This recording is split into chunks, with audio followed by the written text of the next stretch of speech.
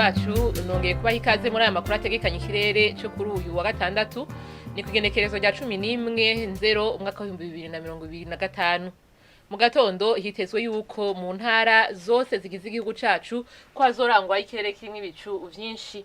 Ahazoba hakanye gusumba handi azoba ari mu ntara ya Ngozi, mu Kayanza, Igitega, Imwaro hamwe n'Ibururi, aho ibipimo by'ubushuhe vyaho bizoba bigera kuri °C 13.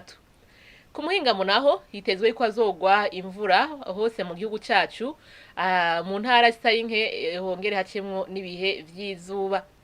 Azoba hashushe gusumba handi azoba ari mu ntara ya Cibitoke, aho ibipimo by'ubushuhe vyaho bizoba bigera kuri °C 30.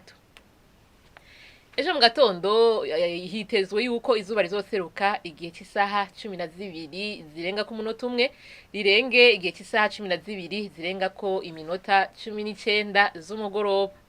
Nuko rero niho namakuru ategekanya ikirere cyo kuri uyu wa gatandatu agaruki.